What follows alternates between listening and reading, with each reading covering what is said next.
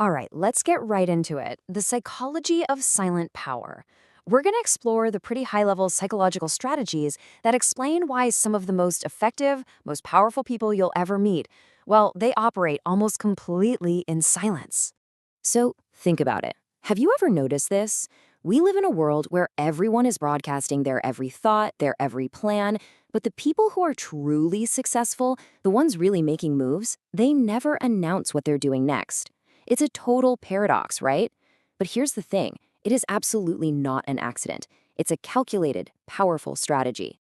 And that's what we're talking about today, the sheer power of silence.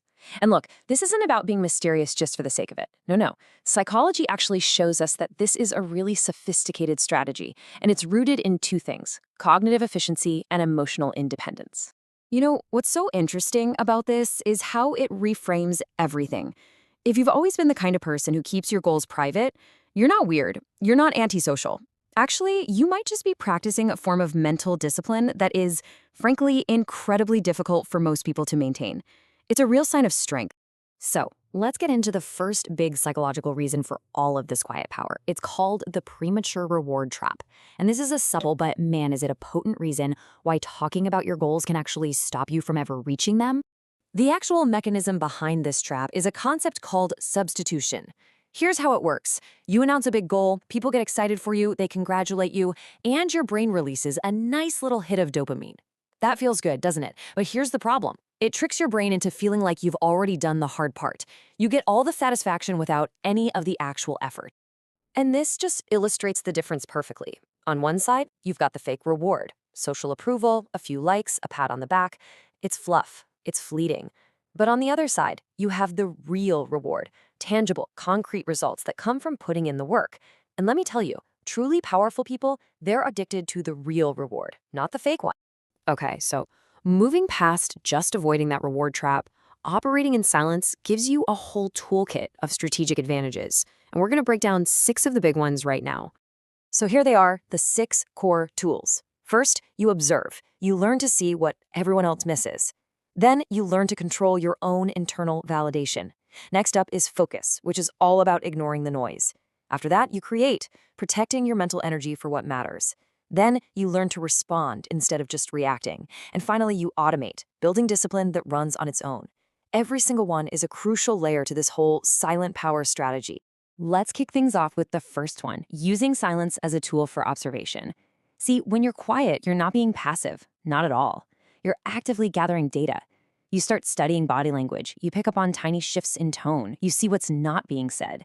You basically force other people to show their cards, all while you keep yours held close to your chest. That is a huge psychological advantage.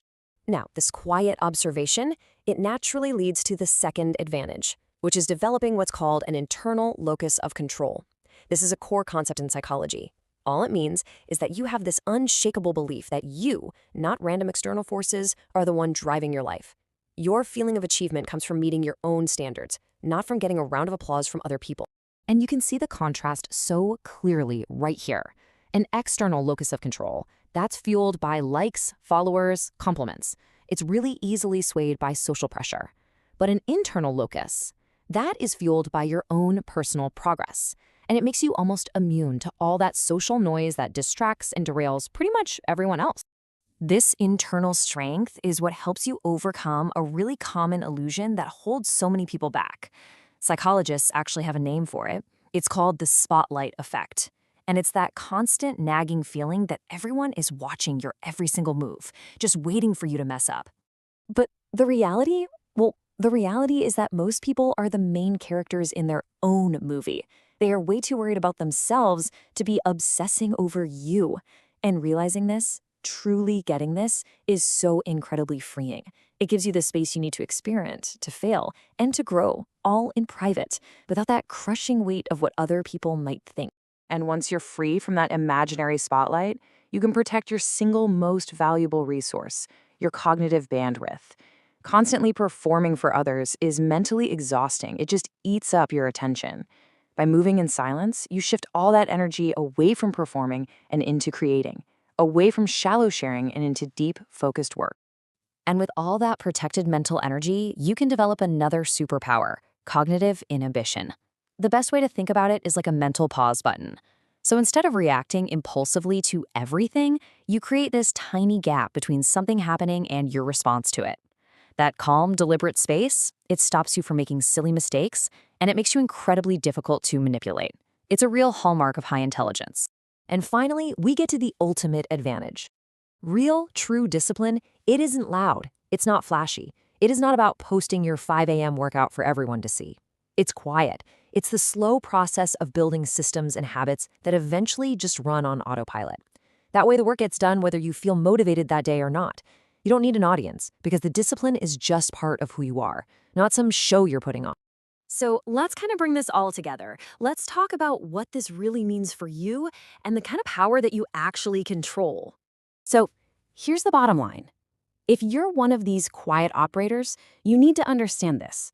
Your silence is not a weakness. It is not some kind of flaw. It is a highly sophisticated, deeply controlled form of power. You aren't heading. You're simply filtering.